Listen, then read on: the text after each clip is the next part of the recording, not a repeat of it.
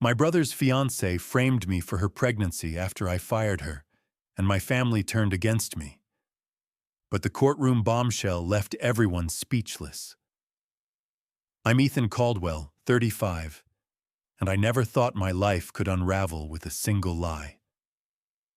It was a Tuesday evening, the kind where the air in Willow Creek, Washington, feels heavy with the promise of rain.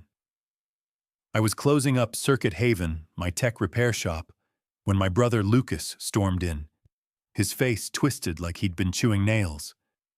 "You bastard," he spat, voice low and venomous. "Sophia's pregnant. Says it's yours. Care to explain?" The words hit like a sucker punch, stealing my breath. Me? The guy who spent a decade fixing laptops in a sleepy lumber town, accused of that? I stood frozen behind the counter, the hum of cooling fans mocking the silence as my world tilted off its axis. Willow Creek is the kind of place where everyone knows your name and your business. Tucked in the shadow of the Cascades, it's all flannel shirts, muddy boots, and pickup trucks parked outside diners serving bottomless coffee. My shop sits on Pine Street, wedged between a craft brewery with fairy lights strung across its patio and a used bookstore smelling of old paper and cedar. The mountains loom in the distance, their peaks dusted with early snow, and the air carries the sharp tang of pine and damp earth. It's a town where you wave at neighbors, where the local bar's jukebox plays Springsteen on repeat. I've always been the quiet one, the guy who'd rather troubleshoot a motherboard than stir up drama. But trouble doesn't care if you're minding your own business. Lucas, my older brother by 3 years, is the opposite. He's the guy who can charm a room, a contractor whose custom cabins dot the hills around town. He's got that rugged, all-American vibe. Think denim jackets and a pickup that's seen more mud than pavement. 3 years ago, he brought Sophia Bennett, his new girlfriend, to a family cookout at our parents' cabin on Lake Willow. The lake sparkled under the July sun, its surface rippling as kids splashed and dragonflies skimmed. Sophia, 32, walked in like she owned the place. Blonde ponytail, designer sunglasses, a smile that didn't reach her eyes. She was all charm, tossing compliments like confetti. But I caught the edge in her voice. She told Mom her pot roast was cute for such a traditional effort, and remarked to my cousin Mia that her thrift store cardigan was so retro. It's practically bold.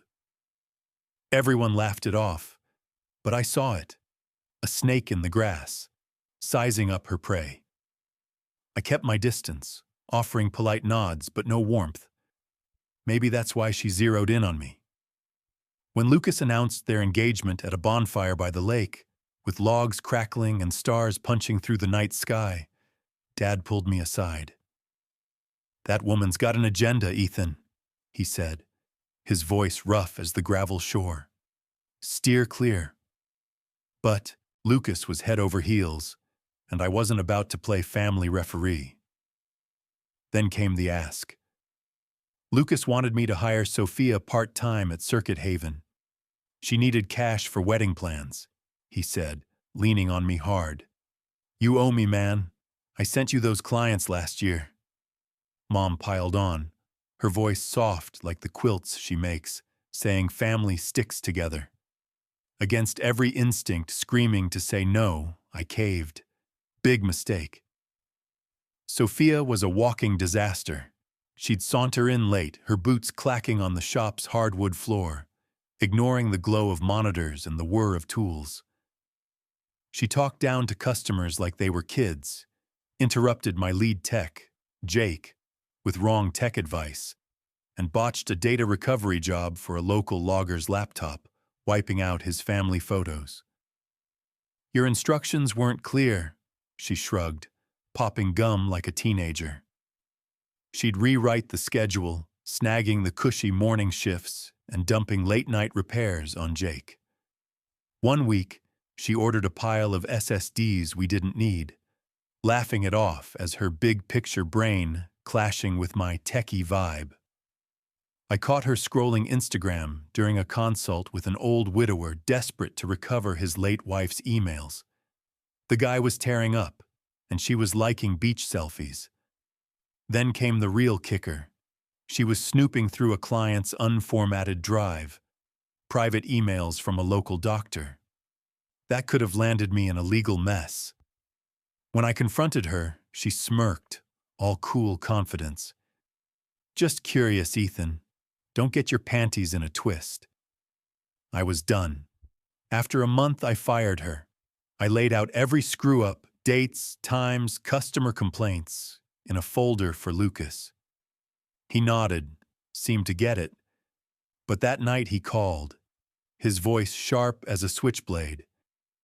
"You didn't give her a chance, she's crushed." I held my ground, listing her mistakes, but he wasn't hearing it. "You've always been a know-it-all," he snapped. "Screw you."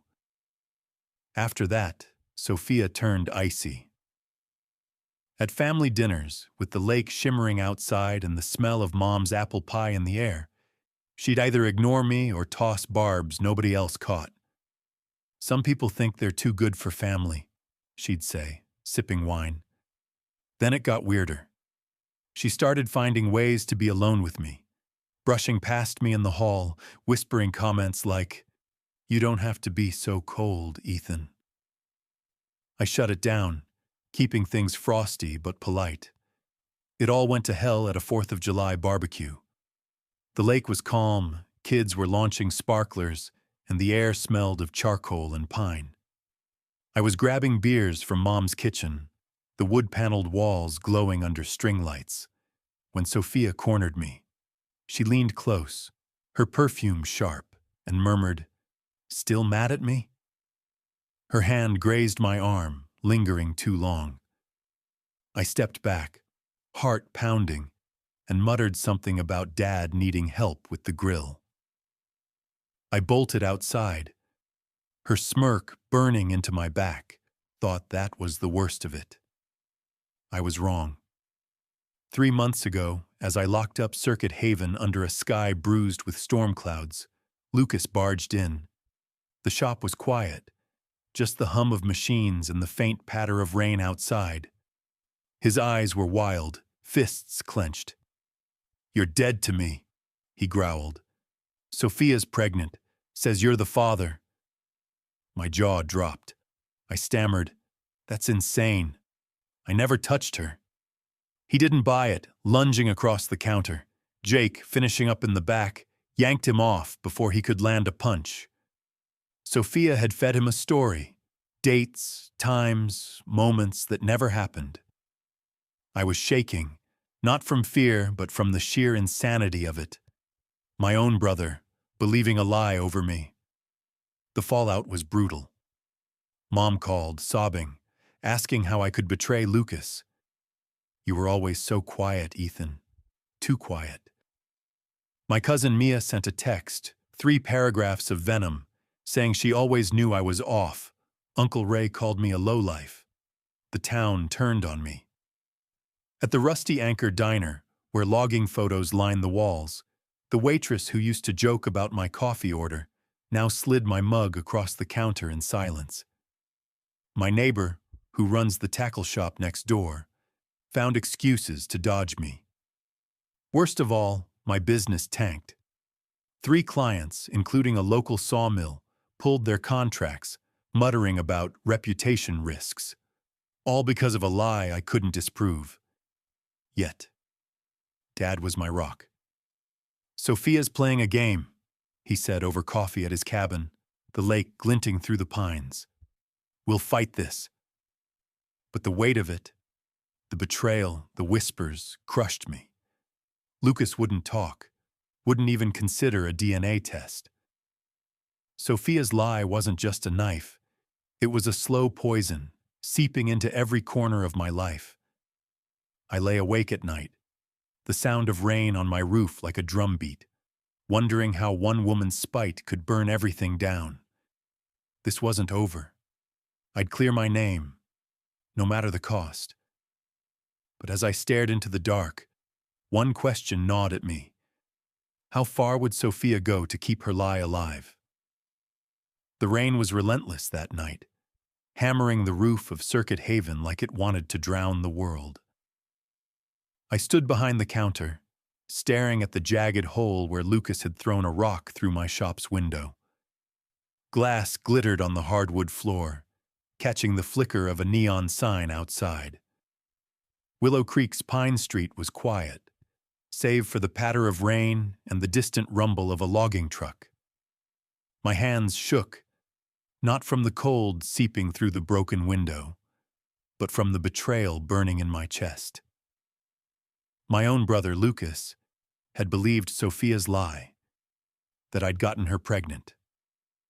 Me, Ethan Caldwell, the guy who'd spent 10 years building a tech repair shop in this lumber town, now a pariah because of a story that never happened.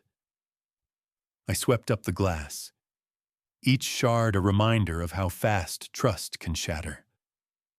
Willow Creek isn't the kind of place where secrets stay buried. Nestled in Washington's Cascade foothills, it's a town of weathered flannel, muddy boots, and diners where the coffee's always brewing. My shop sits between a craft brewery with a patio strung with fairy lights and a bookstore smelling of cedar and old pages. The mountains loom beyond, their peaks dusted with snow, and the air carries the sharp bite of pine and damp earth. It's a place where folks wave from their pickups, where the jukebox at Rusty Anchor plays Springsteen on loop. But now those same folks, baristas, neighbors, shop owners, looked at me like I was a stranger. Sophia's lie had spread like wildfire, and I was the one getting burned. It started with whispers. Sophia, Lucas's fiancée, had spun a tale so detailed it was almost convincing. Dates, moments, secret meetings that never existed. She claimed I'd betrayed my brother, gotten her pregnant, and left her to deal with the fallout. My mother called that same night, her voice breaking over the phone. "Ethan, how could you?" she sobbed, calling me a traitor to the family. My cousin Mia sent a 3-paragraph text, her words sharp as a switchblade, accusing me of always being off, like I'd been hiding some dark side. Uncle Ray, who'd taught me to fish on Lake Willow, called me a disgrace, his voice cold as the mountain wind. Only Dad stood by me, his eyes steady as he sat across from me at his cabin, the lake glinting through the pines. "Sophia's a manipulator," he said, sipping coffee. "We'll fight this, son." The town turned on me fast. At Tide's End Coffee, where fishing nets hang on weathered walls, the barista who used to joke about my weekend hikes now slid my latte across the counter without a word. The tackle shop owner next door, who'd swapped stories about trout for years, suddenly had inventory to do whenever I stopped by. My business took the hardest hit. 3 major clients, including a surf brand that sold gear up and down the coast, canceled their contracts within days. Budget cuts, they said, or new direction. Bulletin after a decade of solid service, they all bailed the moment Sophia's rumor hit. My shop, once buzzing with locals dropping off laptops, was now a ghost town. Revenue plummeted 70%, forcing me to dip into savings just to cover rent and utilities. I started taking back roads to work, avoiding Pine Street's boardwalk where tourists and locals mingled, their stares cutting deeper than any words. Sophia didn't stop at whispers. She took to Instagram, posting cryptic stories that never named me but screamed guilt. "Monsters wear friendly faces," she wrote, "or justice comes when you least expect it." Her followers ate it up, leaving heart emojis and stay strong comments, oblivious to the life she was torching. I was losing everything: family, friends, my livelihood. And for what? A lie born of spite because I'd fired her from Circuit Haven. She'd been a nightmare employee, Late every day, rude to customers, botching jobs like the data recovery for a logger's family photos. She'd even snooped through a doctor's private emails, risking my business's license. When I let her go, I thought that was the end. I was wrong. I couldn't sit still. The anger, the injustice, it gnawed at me. I hired Olivia Grant, a defamation lawyer with a reputation for cutting through nonsense. She sat me down in her office, a small space overlooking the town's marina, where fishing boats bobbed under gray skies. "This is war, Ethan," she said, her voice sharp as the pen she tapped on her desk. "Sophia's not just lying. She's weaponizing it. We need evidence, and we need it fast." I handed over everything: employee logs, customer complaints, screenshots of Sophia's Instagram posts. My lead tech, Jake, gave a written statement about her behavior at the shop. He'd seen her make passes at me, brushing my arm, leaning too close when she thought no one was looking. "She got mad when you didn't bite," Jake told me, his voice low over beers at the brewery. "She's not right, boss." Olivia dug deeper, uncovering Sophia's past. She'd worked at a marketing firm in Portland, leaving under a cloud of issues with colleagues.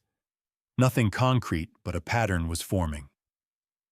Meanwhile, Lucas cut me off completely, refusing calls, texts, even a DNA test to prove I wasn't the father. That hurt worse than the town's gossip. My own brother, who I'd grown up with fishing on Lake Willow, chose a woman he'd known for 3 years over me. Mom wasn't much better. One night, she called, her voice trembling. "Ethan, is it possible you did something?" The question hung like smoke. "Mom," I said, my voice cracking, "I've never been alone with her outside the shop. You know me." She paused, a long, agonizing pause, before saying, "I just don't know anymore." That was the moment I realized how deep Sophia's lie had cut. I started avoiding the boardwalk, where the smell of fried clams and sea salt mingled with tourist chatter. The judgmental stares were too much. I'd see folks whisper as I passed, their eyes darting away.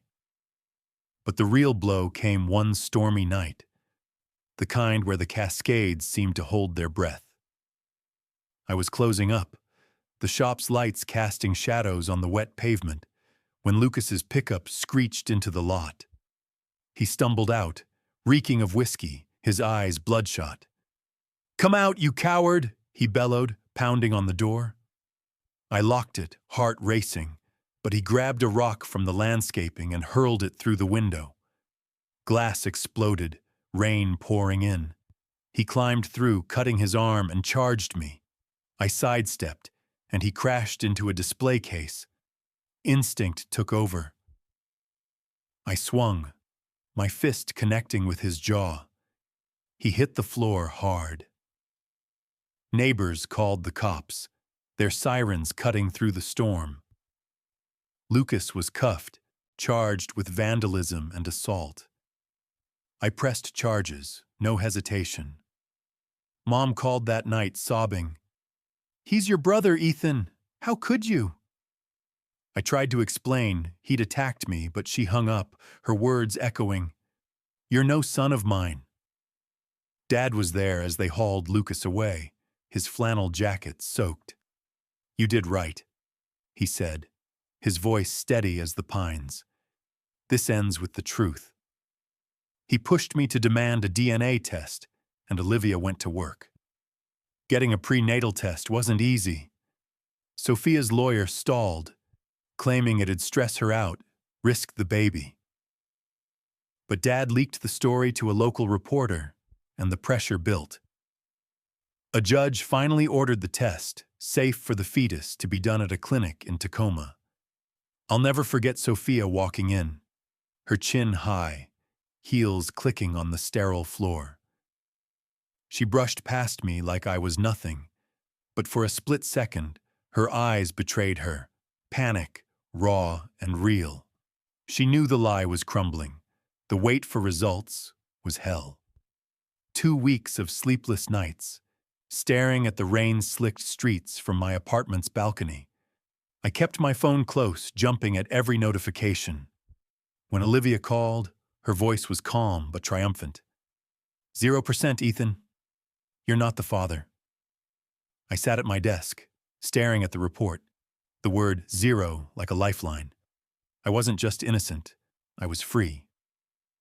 Olivia sent the results to Lucas, but he went silent. No call, no text, just nothing. Then Olivia dropped a bomb. Sophia's medical records were fake. No pregnancy, no appointments, no ultrasounds. The clinic had nothing on her. She'd forged it all. Dates, doctors, even a fake ultrasound stolen from another patient. It wasn't just a lie. It was a calculated attack, born the day I fired her. We took it to court. The hearing was in a courthouse overlooking Willow Creek's marina, where masts swayed under a gray sky. Sophia sat there, dressed in a navy blazer, her face a mask of composure. But when Olivia laid out the evidence, forged documents, Jake's testimony about her advances, metadata showing her medical records, were edited on her laptop, her mask cracked. Her lawyer, cornered, admitted the fraud, mumbling about mental instability. The judge didn't buy it. Sophia was guilty of defamation, forgery, and moral damages. She was fined $200,000, ordered to pay in installments, and slapped with a 3-year restraining order. She had to post a public retraction on Instagram, admitting she'd lied, fabricated the pregnancy, and targeted me out of spite. Lucas sat through it all, pale as a ghost, never looking my way.